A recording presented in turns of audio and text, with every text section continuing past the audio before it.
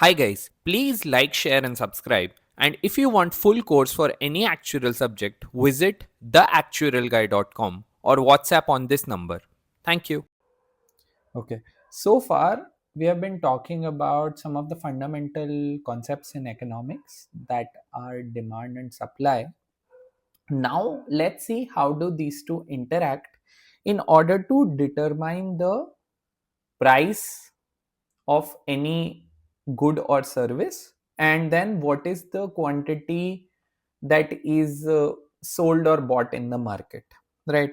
So we are talking about market clearing now. Okay, so market clearing occurs when the quantity demanded by consumers equals the quantity supplied by the producers, right? When these two are the same, that is when a market clears, right? That is, there is no shortage nor any surplus, there is no wastage, right? Nor is anyone left wanting that I wanted something, I was willing to pay for it, but I was not able to get it, right? Whatever was the prevailing price, I was willing to pay that, but still I was not able to get it, right? So that doesn't happen. Whoever can afford to pay whatever the price is gets the good, and then there is no surplus of it remaining, right? So sounds like a beautiful outcome that the market itself brings about. This balance is achieved at the equilibrium price. So that is the idea of equilibrium, that no one in the market has any incentive to move from this position.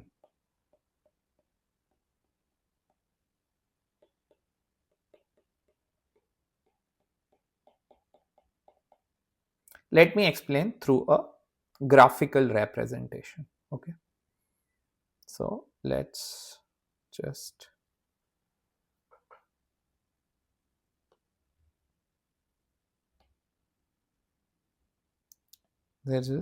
try to build a graphical representation for this. So let's say on the y-axis, as usual, you have your price, and on the x-axis you have both. You have quantity supplied and you have quantity demanded. Both of them are here, right? And on the y-axis you have your price. Now, as I told you, the equilibrium is established wherever whatever is supplied is bought, right? So wherever demand and supply meet each other, right? At this price, demand is equal to supply. So let's call it the price at equilibrium. So that is PE. Let's call this point as E, and the quantity that is supplied at this price, let's call it QE. Now here, no one has any incentive to unilaterally on their own move. Unilaterally means on their own no one would move, right? Unless the other person moves, they have no incentive to move. Okay, why? Why does no one have an incentive to move? So this is your supply curve and this is your demand curve, right? Now let's say the supplier says, I will supply more at a higher price. Okay, I want to go to another position. Okay, I want the price to be PS and I want the quantity supplied to be QS because that makes more sense to me. Now what will happen at this point is that there is an excess in the market. There is too much of the commodity in the market, right? The buyers are only willing to buy this amount, QD, okay? But the suppliers are willing to supply QS, right? So what is happening here is that you can see that the quantity supplied is higher than the quantity demanded, right? So there is an excess supply in the market. There is an excess supply in the market. There is a lot of the commodity and no one is willing to buy because the buyers are only willing to buy QD, but the suppliers are saying we will sell QS. So when this will happen, when there are people who are not willing to buy at this price, what would end up happening is that the price will start falling, and it will reach till here. It will reach till PE, at which point, because there was too much in the market, right? So some suppliers in the market will be like, okay, we have a lot of this thing, right? We have produced and procured a lot of this thing, uh, and we are not able to sell it at this price, so might as well sell it cheaper. Uh, because they would try to sell it cheaper, the price will ultimately fall down to PE, and then the supply will also fall, because now there is not enough incentive uh, to supply QS. Some of the suppliers will exit the market. They would be like, we entered the market because the price went to PS, but now since the price has gone down to PE, we don't want to be in this market, so the supply will also fall, and ultimately the market will come to the point E again. So as you see, no one has any unilateral incentive to move from this equilibrium. If someone moved, they will not be able to sustain that position. Similarly, if the buyers decide that we do not want to pay this much for this good, okay, we don't want to pay this much, so we will demand more at a lower price. Okay, let's say they want to move to this price, which is called as PD. Okay, so at this point what will happen is there is excess demand. There is excess demand, that is, the suppliers are only willing to supply this quantity, which is, let's call it, from the supply curve, I got it right. So at PD, the supply curve, let's call it QS star. Okay, the suppliers are only willing to supply QS star, but the buyers are now at this price, they've reduced the price and they're asking for QD star, right? Okay, so there is an excess demand in this market, that is, the demand is higher than the supply. Again, this is not sustainable. What will end up happening is that because the demand is too high, some of the buyers will not get the good at this price, right? Because the supply is too short and the demand is too high, some of the buyers will not get this good. So they would say, okay, we are not getting the good at this price, so these keen buyers who really want the good, they will start to pay more for it. They will say, okay, fine, we'll pay more. And when they start paying more, what will end up happening is that the price will rise back to PE, right? And when this happens, the supply will also automatically increase, because now the price is higher, and the equilibrium will be restored at this point E, right? So as I told you, it's not sustainable for any party unilaterally, either the suppliers or the buyers, to move from the equilibrium. The only way they can sustain this market is at the equilibrium. Okay, let's move on. Now, an obvious question is that how do you algebraically determine equilibrium? And this is a subject of a lot of exam question. So I'll take a very simple example uh, here on how do you determine the equilibrium price and quantity using some demand and supply functions, right? So as you must remember, the demand function shows the relationship between the quantity demanded and various factors that affect demand. Here, obviously, they've just taken it in terms of the price of the commodity, but there can be other factors as well, and that is some mathematics we'll get into eventually, right, when we practice exam questions. Here I'm just discussing the basic theory, right? So further, supply function is the relationship between the quantity supplied and the price of the commodity. There can be other variables, but here we are particularly talking about the price of the commodity. Now, if simple quantity demanded quantity supply equations, that is demand function and supply function, are given, how do you determine the equilibrium price and the equilibrium quantity? So what you do is you just equate them, right? So what you would do with this is you take this and you equate it with this, right? And then if you solve this equation, right, you will just find the value of P. Okay, very simply you'll find the value of P. So just manipulating this equation, that is your equilibrium price. And your equilibrium quantity is if you substitute P into any of these equations, because both of the equations are now satisfied by P, uh, you would get your equilibrium quantity. The idea is that at equilibrium, quantity demanded and quantity supplied are equal. Okay, so that is the logic here, right? Now once we get into more questions on this, we will you know delve more into the theory and how to solve such questions. For now I'm just sticking to like the basics, okay, just covering the material. Now let's talk about market equilibrium and shifts. Now I told you that in any market, equilibrium is a self-sustaining state. That is, no one has a unilateral incentive of moving away from the equilibrium, and we also showed this, right? But the thing is that this is true for the market participants. This is true for the buyers and the suppliers, that they do not have a unilateral incentive of moving from the equilibrium.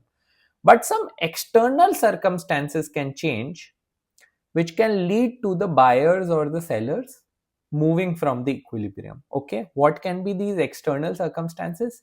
Any variable that other than the price that affects demand or supply. Okay, what were the determinants of demand? Demand was a function of the income of the consumer, the price of the complementary good, the price of the substitute good. This is something I've covered in the previous lecture. If you're watching this on YouTube, that lecture is actually not uploaded on YouTube. This one is, so you might find this confusing, but take my word for this, right? So uh, demand is a function of the income of the consumer, the price of the complementary good, that is a good which is consumed with along with the main good, for example a tea and biscuit, something like that, right? uh, Substitute good is something which can be consumed in place of it, so tea and coffee would be good examples, so on and so forth, right? So there are all of these other factors that affect demand apart from the price of the commodity itself. Okay, apart from this price of the commodity, there are other variables that affect demand, right? And when any of these variables change, the demand curve shifts. Okay, similarly the supply curve is dependent on the price of the commodity, the cost of production, uh, then the price of the production substitutes, right? Substitutes in supply, then price of the complements in supply, or these are also called as joint goods. For example, uh, diesel and petrol are produced together, right? So they are joint goods, right? So supply is a function of all of these variables, right? Now if any of the variables other than the price changes, then the demand curve and the supply curve respectively will shift. If any of these factors change, then the demand curve will shift. If any of these factors change, then the supply curve will shift, right? What happens in these scenarios is what I want to now explore. So now let's move on to our graphical representation again. Okay, what happens when there is a change in factors other than price? How does the equilibrium change? Okay, now again very similar. This is your price, this is your quantity supplied and quantity demanded, both of them are here. Now let's say your equilibrium is established. So this is your supply curve, positively sloped. This is your demand curve, negatively sloped, right? And this is your equilibrium price.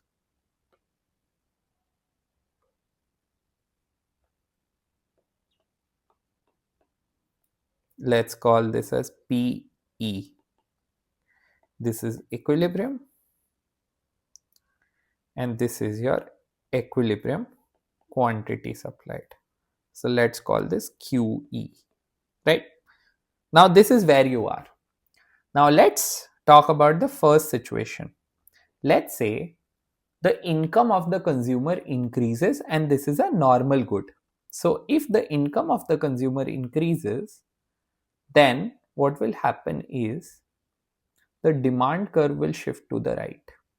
Okay, at the same price, the consumers are demanding more because their income has increased. So there is an upward shift. So now what happens is, let's talk about the mechanics of this now. What happens is, now the demand has moved. So the quantity demanded first, I'm talking about it step by step, right? The quantity demanded would increase because the demand curve has moved rightward to the new demand curve. Let's call this D hyphen D hyphen. The quantity demanded would increase. Because the quantity demanded has increased at the same supply level, this would put pressure on the price to move upward. And the price will move to this new level. So let's call this as P. Okay. The price has moved to this new level, right? And once the price moves to this new level, suppliers will also realize that the price has increased and thus they will increase the supply. So there will be a movement along the supply curve in order to reach here, where the quantity demanded will be equal to the quantity supplied. Okay, and this is the new equilibrium price. Okay, let me repeat that and let me also write that down for you. How did it happen? The first thing that happened was income of the consumer increased and this is a normal good. So now what happens, if the income goes up, then the demand for the good goes up. Demand goes up, right? But supply is the same. Supply doesn't change. Supply is constant, right? So this puts pressure on the price. So the market price goes up, right? And when price increases, the quantity supplied also goes up, right? And this leads to an equilibrium, the new equilibrium E prime, where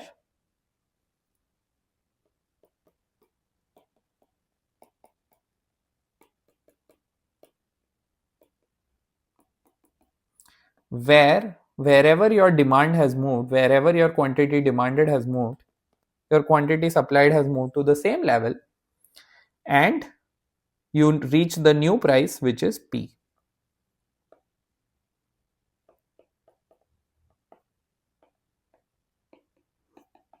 This is the idea. This is how it works. Okay, if there is a rightward shift in the demand curve. And now let me show you all the other scenarios. Okay, now I will draw smaller diagrams quickly for you.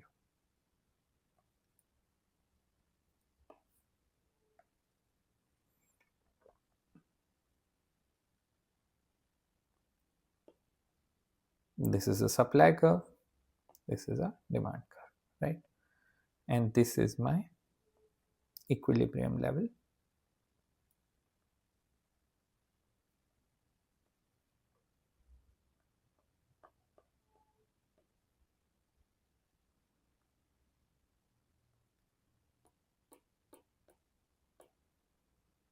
Okay, this is your price, this is your quantity demanded is equal to quantity supplied, both of them. Let me just call it Q for now. Okay, or let's use the standard notation. So this is PE and this is QE.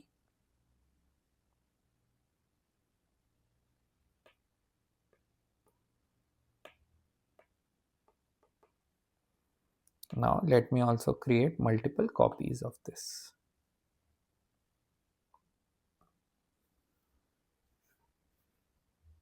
To describe all the scenarios.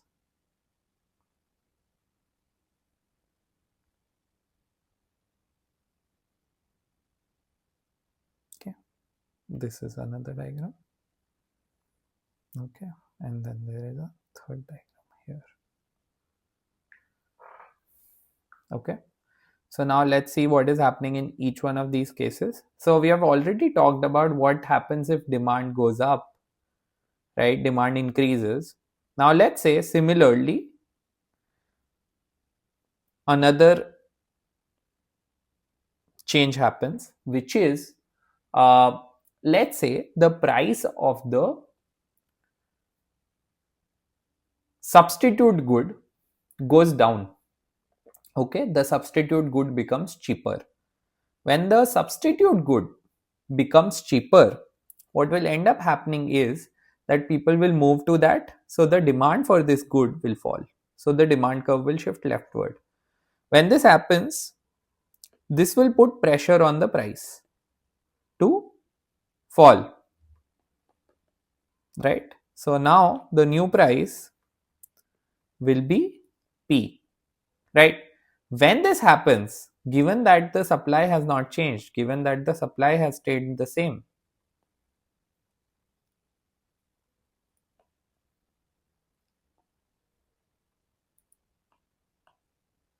right? Given that the supply is the same and the price has fallen, suppliers would be like, we can't supply this much at this price, so we will reduce our supply.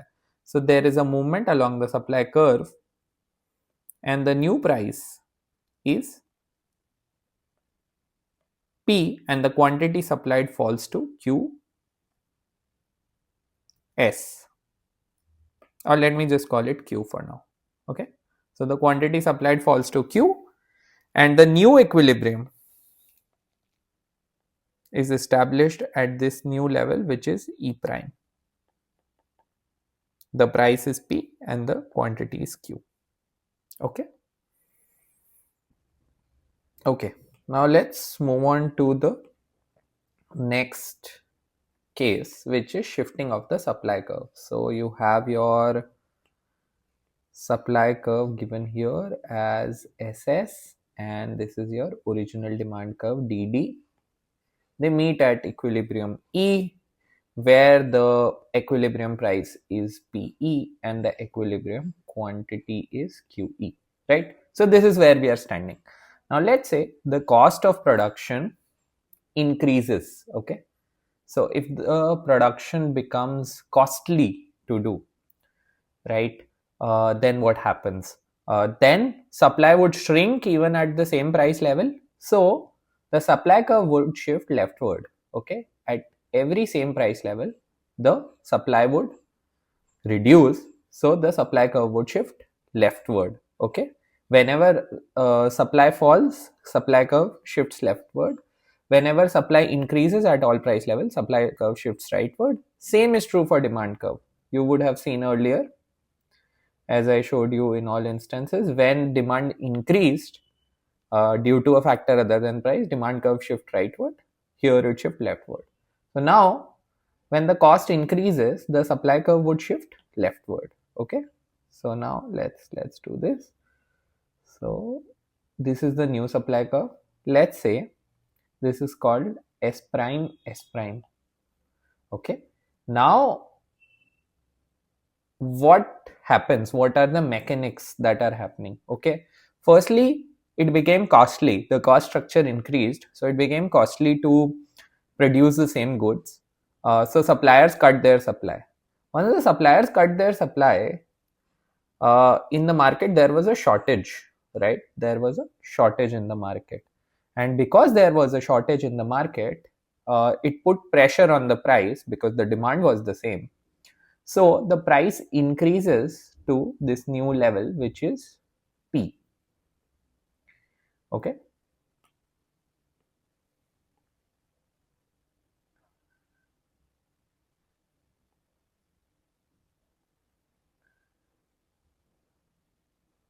Yeah. Price increases to level P. Now, when the price is increased, what will happen to the quantity demanded? Quantity demanded will start falling. So there will be a movement along the demand curve, right, where the quantity demanded will start falling. And when the quantity demanded starts falling, there is an upward movement on the demand curve, right? And the quantity demanded would settle as being equal to the quantity supplied at this price, which is equal to this number. Okay, let's call it Q. Okay, so now the new equilibrium is established at the point E prime, where the price is P and the quantity demanded and quantity supplied are equal, right? And they are equal to Q. Okay. Okay, now let's finally consider the case where your supply curve, that is SS,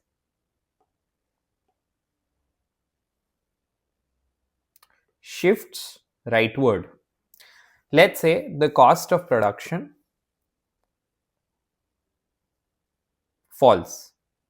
When the cost of production falls, the supply curve would shift rightward because the supply at all levels of price would increase, right?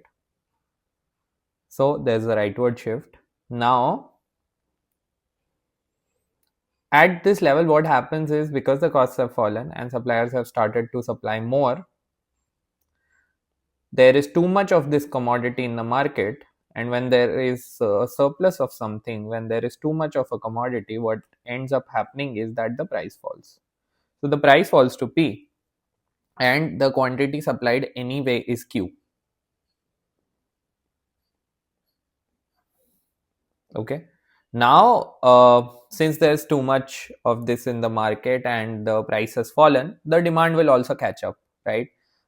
Demand will increase. So the demand increases and there's a downward movement on the demand curve, and the new equilibrium is reached at E, where the quantity demanded and the quantity supplied are both equal to Q, right? So this is how all of these mechanics work, where your supply curve or the demand curve shifts, right? Let's move on. Okay, now we have seen all of these shifts. So quickly, let's just go through the theory of it. So when we saw the first case, that was a case of increase in demand only. There was a rightward shift in the demand curve, which led to a higher equilibrium price and quantity. Let me quickly show you this case. So it was this first case where it led to a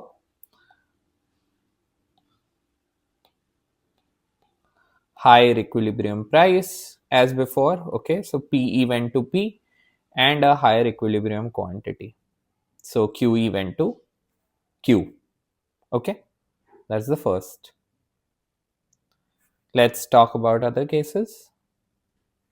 The second case is of decrease in demand, which is a leftward shift of the demand curve. This leads to a lower equilibrium price and quantity. Okay, when demand falls, both equilibrium price and quantity fall. Okay, and this was the case, the second case, and here you see that the price is lower and so is the quantity. Let me use a different pen. The price is lower and so is the quantity. Okay, so PE moved to P and QE moved to Q, right? Then let's talk about the third case, that is increase in supply. That is a rightward shift of the supply curve. That leads to a lower equilibrium price but a higher equilibrium quantity. This was the fourth case here.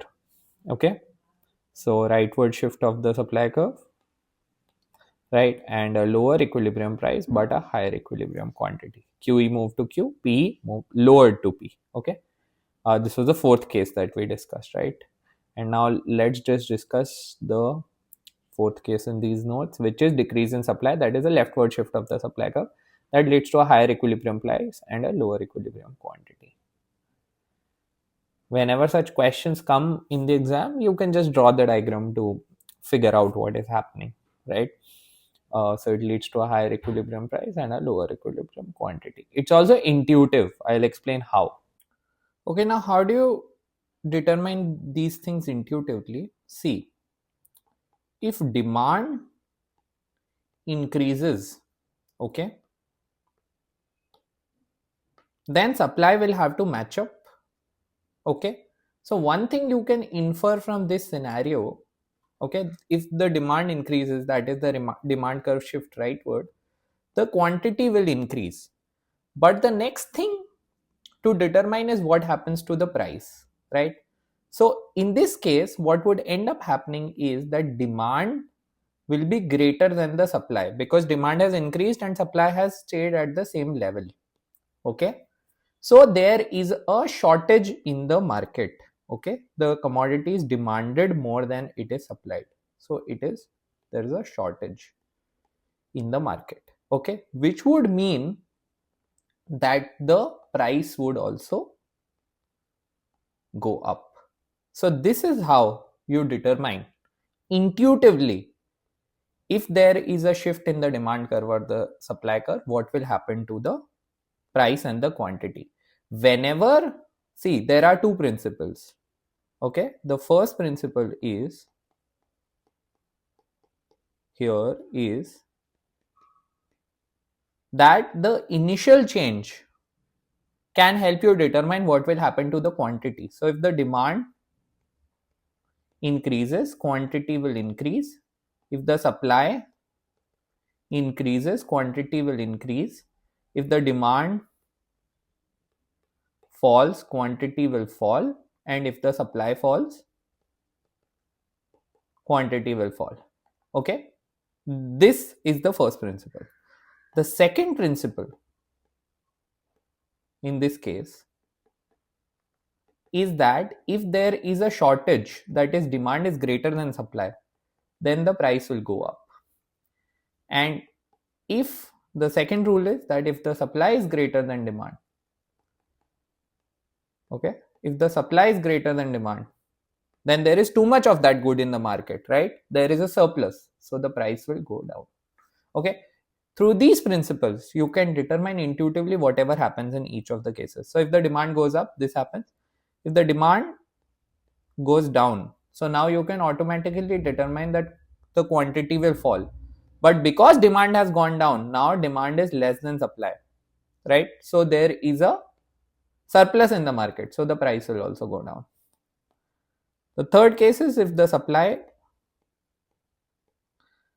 goes up, then the quantity will definitely increase, but now also supply is greater than demand, right? So there is a excess of this quantity in the market, excess of this commodity in the market. There is excess supply, there is too much of it, so the price will fall. In the fourth case, if the supply falls, then the quantity has to fall, but now the supply is less than the demand, so there is a shortage, so the price will rise. This is how you can intuitively determine all of these.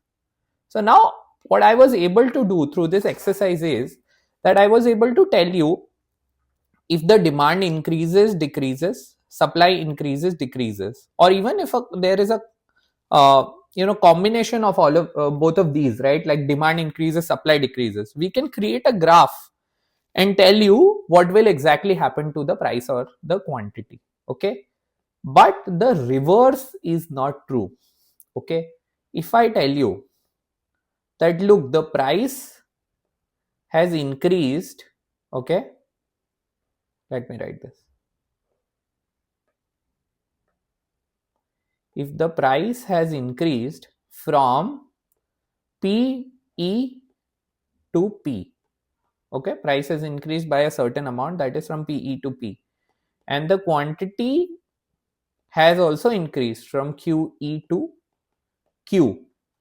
Then tell me what has exactly happened to the demand curve and supply curve, which one has shifted. If I tell you this, if I give you this question, can you tell me whether demand has shifted leftward or rightward? If the supply has shifted leftward or rightward, or both of them have shifted, right? Can you tell me? Your first guess would be C. You are telling me that the price has increased and the quantity has increased. Okay, so which scenario is this? Okay, so the price has increased and the quantity has increased.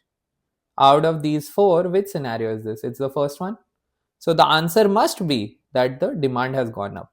But this is not necessarily true. The reason that it may not be necessarily true is the identification problem. Let's consider an example. Okay, let's say I tell you that uh, the equilibrium price has increased from PE to P and the quantity has increased from QE to Q. You would say, okay, I know what has happened. I know that the supply curve has remained where it was, but the demand curve has shifted rightward, right? That is why the new equilibrium is here and the price is higher and the quantity is higher. But the same scenario can be produced by shifting of both demand and supply curves. In the real world, both demand and supply can also change together. It's not necessarily only one of them changes, right? So look at this scenario. I've just copied this graph. It's the same points, right? So your price again has increased from PE to P and your quantity has increased from QE to Q. But this time, both the demand curve and the supply curve have shifted from the initial equilibrium. So the supply curve has shifted from SS to S prime, S prime, right? It has shifted rightward. And then the demand curve has also shifted rightward uh, to D prime, D prime, right? From DD. Wait. From DD to D prime, D prime, right? So demand curve has shifted rightward and supply curve has shifted rightward. Okay, both of these scenarios led to the same outcome.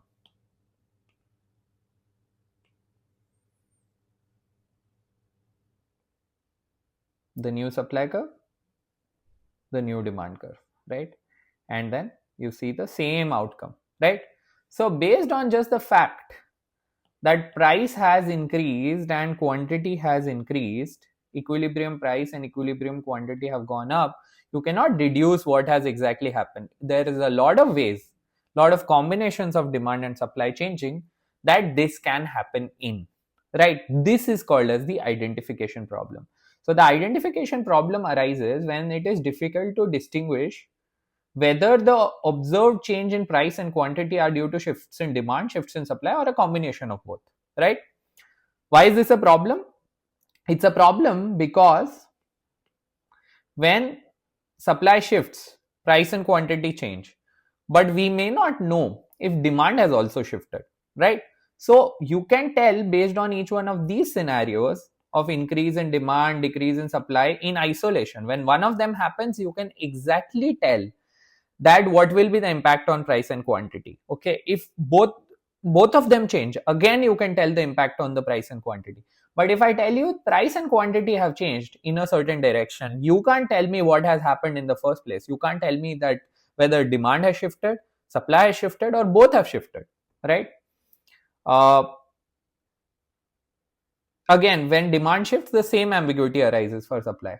Okay, other external factors such as government policies, technological change further complicate the analysis, right? So there can be external factors which can affect both demand and supply together, right? So what do you do in such scenarios, right? uh, let's first discuss some of the examples of identification problem. Okay, suppose we observe that the price of oil increases and the quantity sold also increases. This is the example that I showed you graphically. This could be a shift in demand, it could be a shift in supply, or it could be both of them, right? And the shift in demand could have occurred because of a higher consumption. The shift in supply could have occurred because of some geopolitical restrictions which are limiting production, so supply has fallen, right?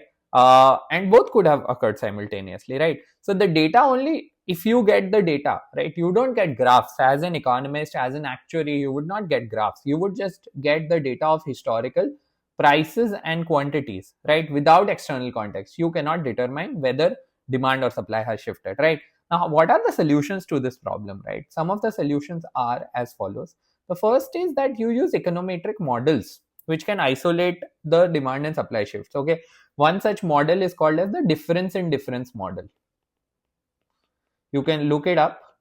This is taught in advanced econometrics and master's level courses. Obviously, it's not a part of the actuarial curriculum, but I'll broadly tell you what it does. Okay, what it does is that it looks at two similar geographies. Okay, this is, let's say, let me take example of two geographies, two metropolitans in India. Okay, Delhi and Mumbai. Okay, so now Delhi and Mumbai, let's assume that they are expected to be very similar to each other. Okay, now over time we can assume that the tastes and preferences in Delhi and Mumbai would change similarly. Okay, so tastes and preferences, the effect will be the same. They will affect Delhi and Mumbai in the same way over time. So the demand shift in the two will be the same. You can assume them to be the same. Okay. Now let's say there is a Delhi specific policy. That is, the Delhi government provides, let's say, subsidy on healthcare.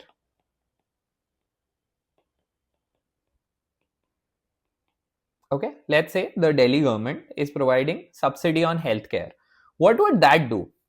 That would make your supply curve shift to the right, because the suppliers will be able to supply more. This is something we had discussed, right? Now the change in demand, okay, that has happened in Delhi and Mumbai, we can assume them to be the same. Any change in Delhi's price and quantity, okay, let's call it PD and QD, over and above or different from the changes in Mumbai, can be assumed due to this policy of the Delhi government, because this policy has not taken place in Mumbai. Okay, taste and preferences have changed in the same way. So we assume that the two cities have parallel trends in tastes and preferences. Okay, so usually, if nothing else changes, the demand and supply and the prices and the quantity at equilibrium of Delhi and Mumbai change in the same way. The demand changes in the same way, right? But because Delhi government has introduced this additional change, any change in Delhi that is over and above the change in Mumbai, or that is different from the change in Mumbai, okay, that will be appropriated to demand. So use such models to determine or isolate what is the effect of specifically supply side policy of the Delhi government, because the demand in both the cities has moved in the same way. So this is called as the difference in difference approach. This is not discussed in the material anywhere. I'm just telling it to you based on, because you should have some context on how such problems are realistically solved. Okay. Then one thing you can do is you can analyze external data, that is different policy changes, consumer trends, etc., to support the interpretations. Okay, what does this mean? See, for example, in this case where you have been given that the price has increased from here to here and the quantity has increased from QE to Q, let's say you know that two policies have taken place. Let's say you know that two changes have taken place. Let's say you know that over the recent period, or whatever period we are analyzing this data over,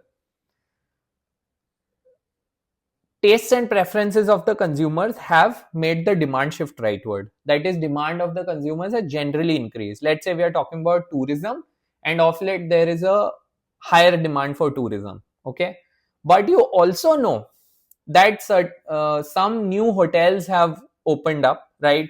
Because the government is incentivizing hotels to open up, right? So you know that supply has also shifted rightward. So because you have this external context, because you know that there have been changes in the real world which have led to shifting of both demand and supply. You have no reason to assume that only demand has shifted. So you will know that this model is more accurate as compared with this first one, right? Uh, because of what you know from the external environment, right? So that's what we are saying. We analyze the external data to support whatever interpretation we are making, right? And finally, what you can do is you can make controlled experiments where possible to observe causal relationships. So these are called as controlled experiments or randomized controlled trials.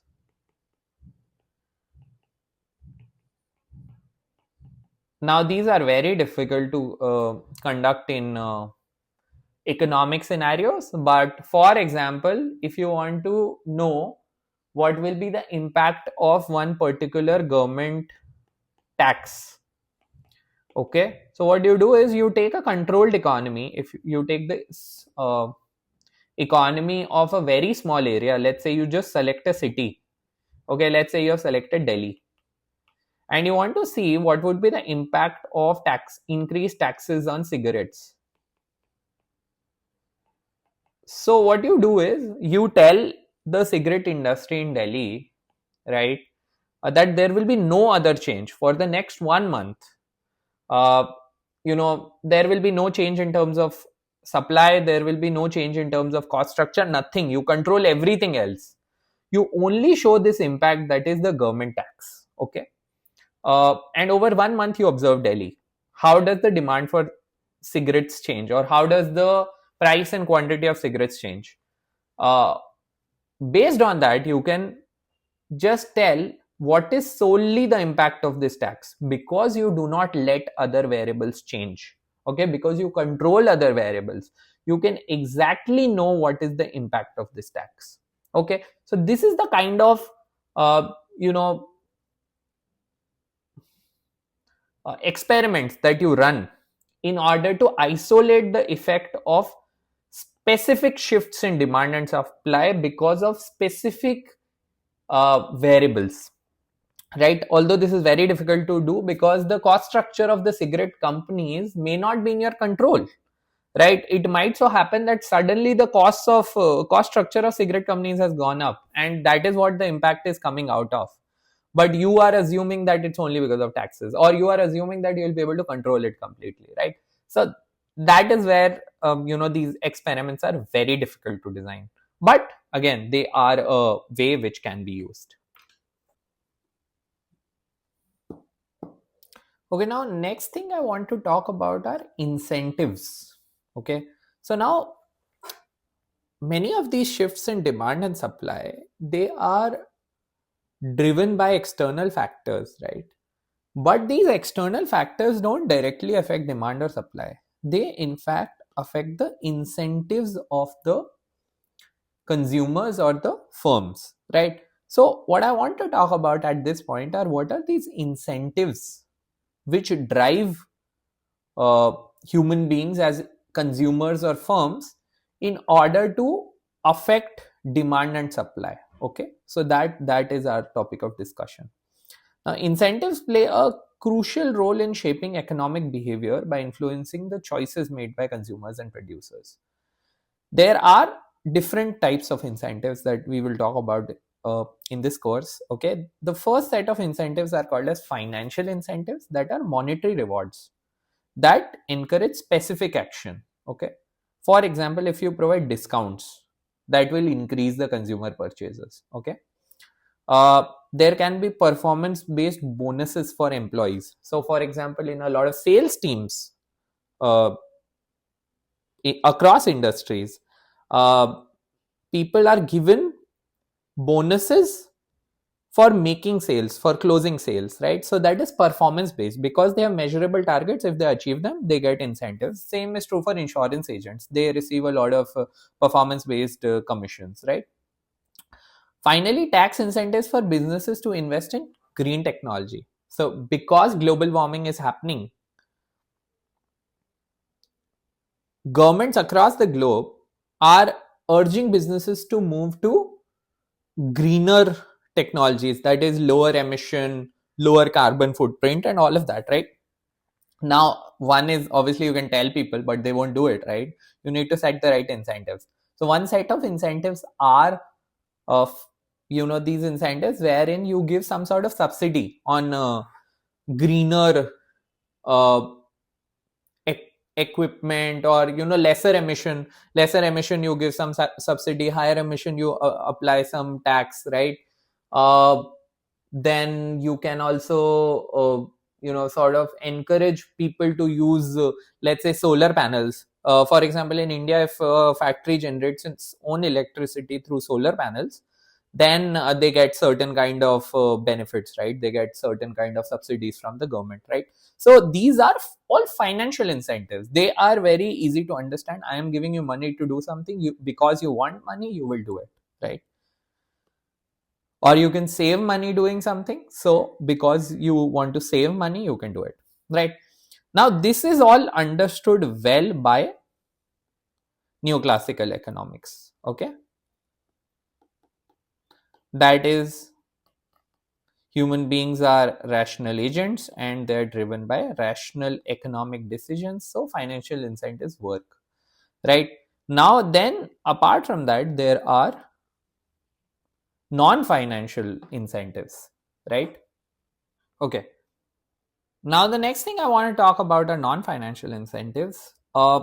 These are not very well understood by neoclassical economics. These are psychological or social motivations that drive behavior. Examples would include job satisfaction. Okay. So, job satisfaction and career growth opportunities for employee. Neoclassical economics would just argue pay higher wages, people will optimize for that, you will get employees sticking around. But that doesn't happen in the real world. You need to give people meaning in their work. You need to give people challenging problems that gives them dopamine. So things like that also matter, right?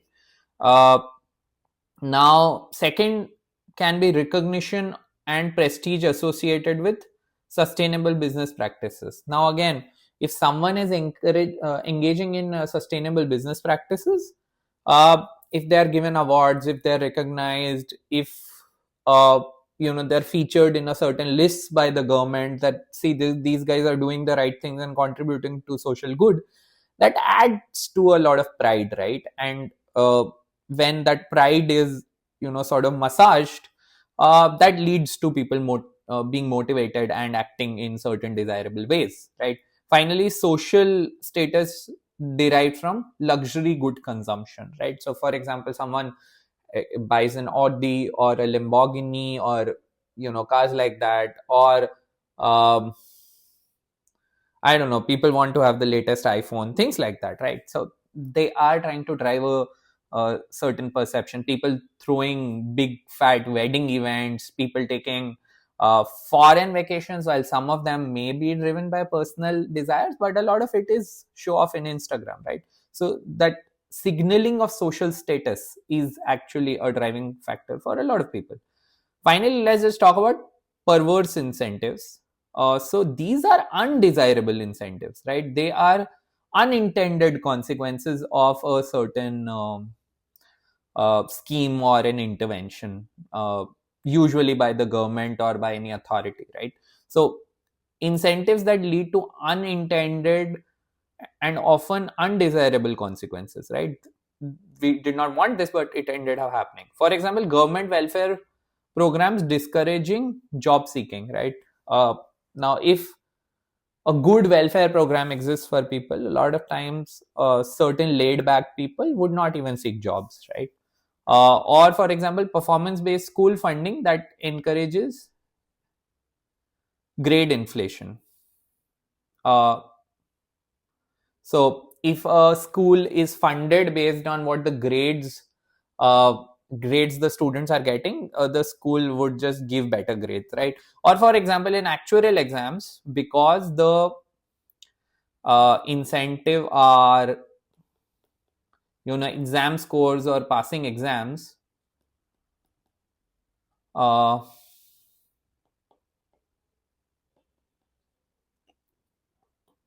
this was intended by the institute to encourage students to study well, right?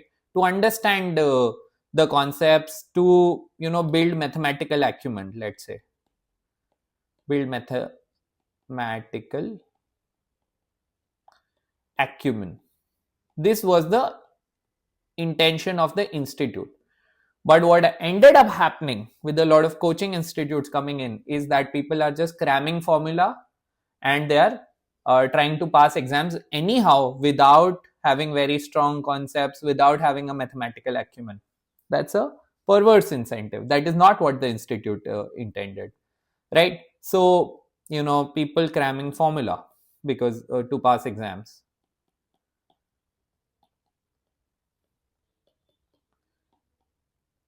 without understanding the concepts, that will be a perverse incentive. Or for example, insurance policies that lead to riskier behavior, that is moral hazard. Because I've taken insurance, I can take risks. Who cares, right? I can just throw around my phone, you know uh, not take care of it, because the insurance will cover for it, right? So that's a negative you know incentive, which was unintentional. That wasn't the purpose of insurance. Now, price and output determination are essential for understanding how markets function. Equilibrium analysis, demand and supply shifts, and incentive structures and identification problem all play crucial role in economic decision making. So all of these things, whether that is how do markets clear, uh, or that is you know what drives people, just helps us figure out uh, how does economic decision making happen and where does it settle down to. So that was the broad idea of this lecture. Okay, all right, thank you. That's all for this one. Let's see you in the next one.